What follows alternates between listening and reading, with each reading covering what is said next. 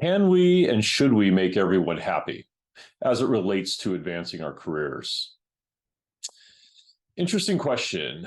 And I would say that I personally believe you can't, and nor should you try to make everybody happy. And here's what I mean by that.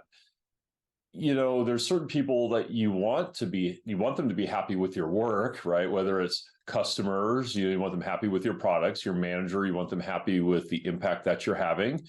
Your team, you want them happy with you, maybe as a teammate or a leader, or whatever the case is. But I think it's a trap to say that we can make everybody happy. And I think we actually can hurt our individual careers if we try. And this is what I mean. So if you try to make everybody happy, what does that really mean? If somebody's looking at you as an individual, let's say, the saying is you blow with the wind, you're a tree that blows with the wind. Well, that can give a perception that you don't have any convictions on any particular things. And I can say that it can be hard. It can be hard to not make your management happy for something that they want. And I would say that that could actually be good for you as they learn about who you are as you train them. So I talk about in the training your manager, I talk about training on how they absorb data and how you make decisions.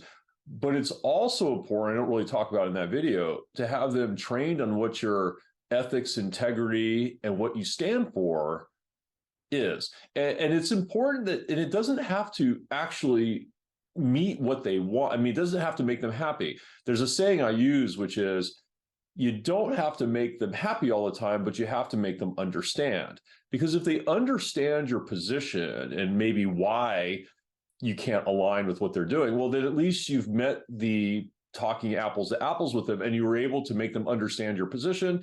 And it's probably okay to agree to disagree. But if they can't really count on you having a direction of something that you're passionate about or that you believe in, well, then how do they believe anything that you say? Right. And it can be hard. It can be challenging, particularly as you get more senior and you're dealing with more senior people and the position that you have is completely different than what they want. Well, then interpersonal awareness, the ability to negotiate, another session that really becomes important because now you have to really have them understand why it is that you don't necessarily agree with them and what it's important for. And a lot of people have asked me, well, how do I do it? Because it can be very challenging, particularly if you work in an area that nobody likes. Like there's certain parts of engineering, it's considered the micro of engineering. And if you represent that space, like you're always behind the eight ball when it comes to getting them to do work for you. So what I say is that they don't have to like the position, but they have to understand the importance of it or the impact of it compared to everything that they're doing.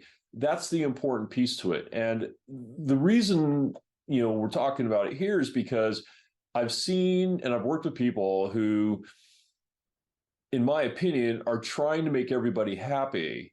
But in doing so, it actually hurts their career credibility because people don't know what they stand for and what's important to them and what they're prepared to be passionate about, whether it's because they're an expert or they understand the business better than somebody else.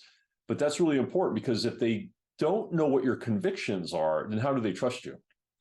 Very simple human concept is if they never know what answer they're going to get out of you based on who you're trying to please, well, then how can they even work with you to negotiate a position that they know you will stick with? And again, I'm not being a proponent for making people unhappy or not giving them what they want. Well, you always endeavor to do that, but there will be times when you don't, and you've all worked with people like that, right? Like you'll ask them one day for, hey, what's your positions? They're like, oh yeah, that's right. We need to go tell these leaders that this is wrong. Well, then the next day you're in front of those leaders and they're like, oh, I don't remember saying that. And yeah, when going gets tough, the tough got going and they were out.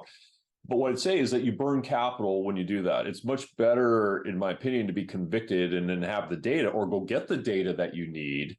And sometimes you may not get the data, and it's okay to not be, in the party line, so to speak, because other people around you will see you as being genuine and convicted in certain things that you know well, that you can ideally articulate with the appropriate data.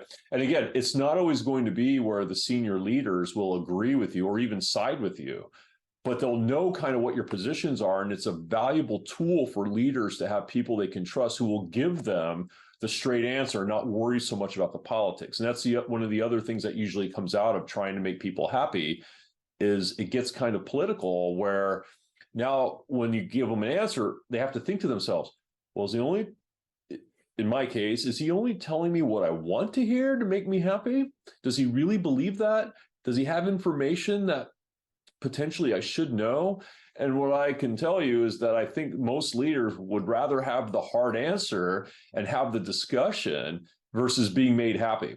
And I've seen it over and over in many, number of large senior, leader dynamics where, people they're a little afraid to tell the leader what they don't want to hear.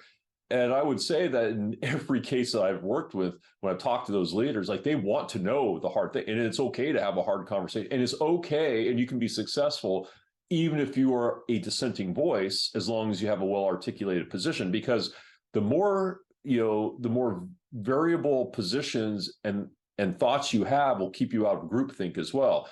But people have to be convicted enough to tell the hard story when necessary. I always said, for me, like, I try to be the voice of realism. Like, you may not like what that means, and that's okay. And the leader may still decide to take my input and listen to it and say, nope, we're still not going to do that. I'm like, that's fine. That's the leader's prerogative.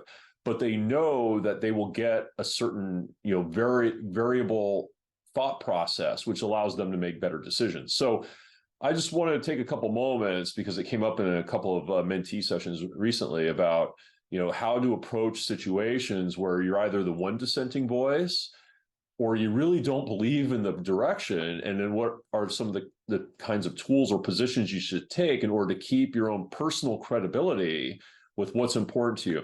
And I can tell you over and over, for me, I've worked in some challenging spaces where I might have been the only dissenting voice.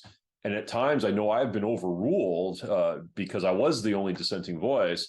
And that's okay, as long as I feel that I've given my leadership team kind of the position, the risks, the pros, the cons from that perspective. And if they don't agree, they don't agree, and that's their prerogative. But again, they know where my personal mind is, what I'm going to stand for, and then also kind of that I will provide the hard answer when necessary, even if, for whatever reason, they don't agree. And again, if you do it objectively with good data, then it doesn't become a contentious situation. And I think it's very important, as people work their way up, to realize that it is important to be able to build the skills to have the harder conversations for unpopular positions, instead of going along with the party line and kind of just agreeing with the group. So that, since this one came up recently, I thought it was worthwhile to talk about why it's so important as an individual for your career